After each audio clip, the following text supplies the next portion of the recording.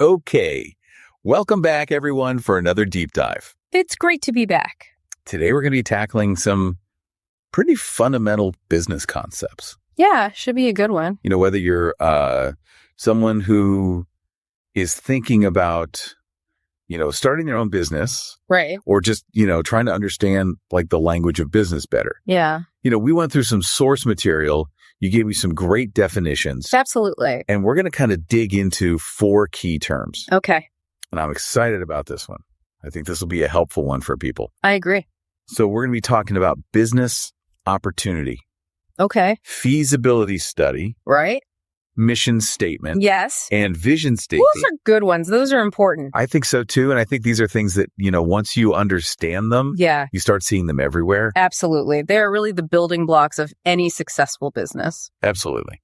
So let's jump right in. Let's do it. With business opportunity. Oh. Now, the source material brought up Zoom as a prime example. Right. Yeah. And, obviously, they really seized the moment. They did. When the pandemic forced everyone to work remotely. Yeah. I mean, talk about being in the right place at the right time. Right. And so I'm curious from your perspective, like, was it just luck?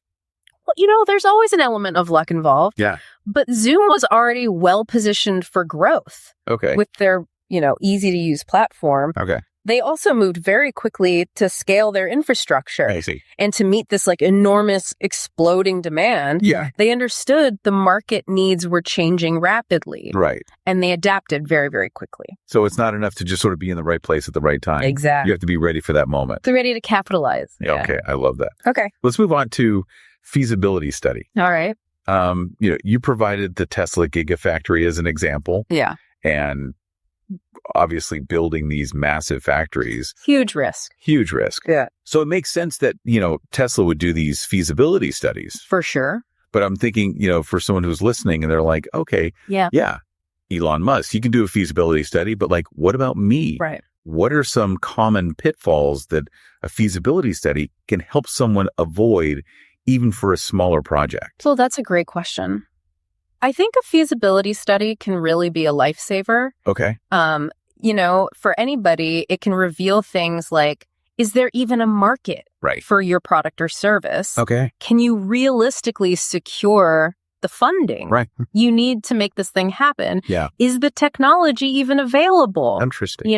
It's really about doing your due diligence before you, invest too much time and resources. Right. Like it's like a reality check before you kind of jump in. Exactly. A reality check. Head first. I love that. Okay. So let's move on to mission statement. Right. And this is one I find super interesting because the source material mentioned Google's mission to organize the world's information. Yeah, that's ambitious. Which I was just like, wow. Yeah. That's bold. It is. So from your perspective, like what makes a mission statement effective? Well, I think a good mission statement needs to be a few things. Okay. It needs to be clear. Right. It needs to be concise and it needs to be aspirational. Okay. So it has to communicate the company's core purpose. I see. And its values in a way that resonates both with employees and customers. Okay. And when done right, it acts as a guiding principle for everything the company does. So it's kind of like, it's like a compass. It is like a compass. Yeah. That's a great analogy. For the company. Yeah. So speaking of setting a direction that leads us to vision statement. Right.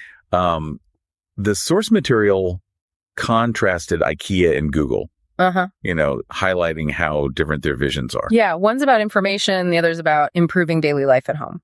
Right. So, I mean, what are some of the core components of a strong vision statement? Sure. Well, a vision statement is all about the long-term aspirations of a company.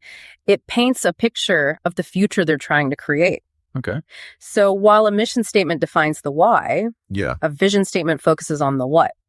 Got it. And, a powerful vision statement can inspire and motivate stakeholders, giving them a clear sense of where the company is headed. So it's kind of like, the difference between knowing your purpose and having like a destination. Yes. Yeah. I love that. Yeah. So, we covered a lot of ground today. We did. Everything from spotting, those golden business opportunities to crafting a vision for the future. Absolutely. These are some pretty powerful concepts. They are. That can be applied to, any business venture, big or small. Yeah. And I would even add they can be applied to your personal life as well. Ooh, that's interesting. Yeah. So think about, do you have a personal mission? Like it guides your actions. Yeah. Do you have a vision for what you want to achieve? Right. Maybe there's even like an untapped business opportunity. Oh. Right under your nose. Yeah. I like that. Yeah, just something to think about. Food for thought. Definitely. Okay, well, on that note, thank you so much for joining me on this deep dive. It's been a pleasure. I'm excited for our next one. Me too. All right, everyone. We will see you next time. See ya. Bye.